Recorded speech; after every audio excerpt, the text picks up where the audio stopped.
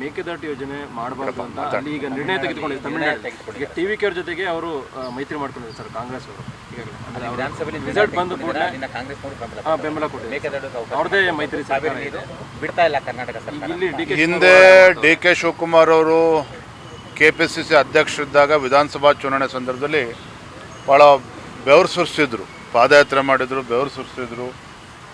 ಈಗ ಅಧಿಕಾರಕ್ಕೆ ಬಂದು 3 ವರ್ಷ ಆಗಿದೆ, ಈಗ ಅವರೇ ಮುಖ್ಯಮಂತ್ರಿಗಳಾಗಿದ್ದಾರೆ. ಮತ್ತು ತಮಿಳುನಾಡು ಸರ್ಕಾರ ಅವರ ಮಿತ್ರ ಪಕ್ಷ ಏನಿದೆ ಅವ್ರ ಜೊತೆಲೇ ಕೂತ್ಕೊಂಡು ಈ ಸಮಸ್ಯೆಗೆ ಒಂದು ಶಾಶ್ವತ ಪರಿಹಾರವನ್ನು ಕಂಡುಕೊಳ್ತಕ್ಕಂಥ ಕೆಲಸ ಆಗಬೇಕು. ಪರಿಹಾರ ಅಂತೇಳಿದ್ರೆ ನಮ್ಮ ಕನ್ನಡಿಗರಿಗೂ ಕೂಡ ಅನ್ಯಾಯ ಆಗಬಾರ್ದು, ತಮಿಳರಿಗೂ ಕೂಡ ಅನ್ಯಾಯ ಆಗಬಾರ್ದು. ಆ ನಿಟ್ಟಲ್ಲಿ ಕೂತು ಸಮಸ್ಯೆಗೆ ಪರಿಹಾರವನ್ನು ಕಂಡುಕೊಳ್ಬೇಕು. Thank you. ಮತ್ತು ಇನ್ನೊಂದು, ಮಾಧ್ಯಮಗಳಲ್ಲಿ ಬೈರತಿ ಬಸವರಾಜಣ್ಣ ಹೆಸರು ಸೇರಿದಂತೆ ಕೆಲವು ಹೆಸರುಗಳು ತೇಲ್ಬಿಡುವಂಥ ಕೆಲಸ ನಡೀತಾ ಇದೆ. ನನಗನ್ನಿಸ್ತದೆ ಇದು ಆಡಳಿತ ಪಕ್ಷ ಕಾಂಗ್ರೆಸ್ ಪಕ್ಷದಿಂದ ಆಗ್ತಾ ಇರ್ತಕ್ಕಂಥ ಒಂದು ವ್ಯವಸ್ಥಿತ ಒಂದು ಷಡ್ಯಂತ್ರ, ಒಂದು ಪಿತೂರಿ. ಹಾಗಾಗಿ ನಾವೇನು ತಂಡ ಮಾಡಿದ್ದೇವೆ, ಆ ತಂಡ ಏನು ಚರ್ಚೆ ಮಾಡಿ ವರದಿ ಕೊಡ್ತಾರೆ, ಆವಾಗಲೇ ಏನು ಅಂತೇಳಿ ನಮಗೆ ಗೊತ್ತಾಗ್ತದೆ.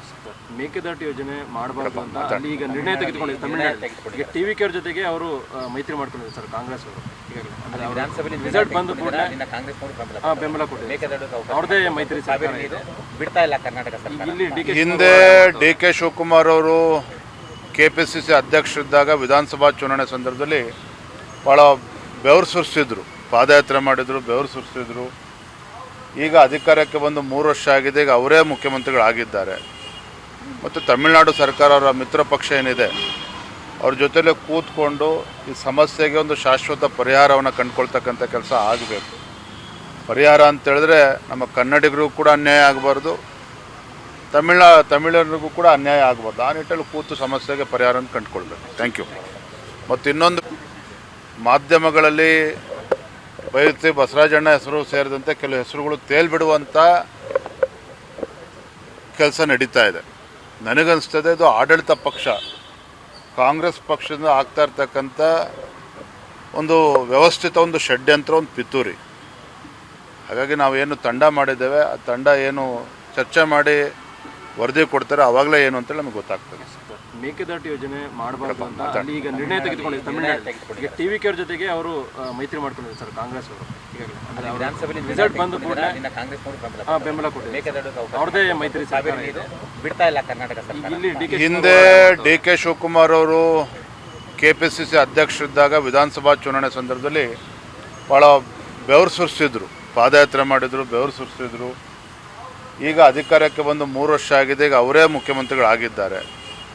ಮತ್ತು ತಮಿಳುನಾಡು ಸರ್ಕಾರ ಅವರ ಮಿತ್ರ ಪಕ್ಷ ಏನಿದೆ ಅವ್ರ ಜೊತೆಲೇ ಕೂತ್ಕೊಂಡು ಈ ಸಮಸ್ಯೆಗೆ ಒಂದು ಶಾಶ್ವತ ಪರಿಹಾರವನ್ನು ಕಂಡುಕೊಳ್ತಕ್ಕಂಥ ಕೆಲಸ ಆಗಬೇಕು.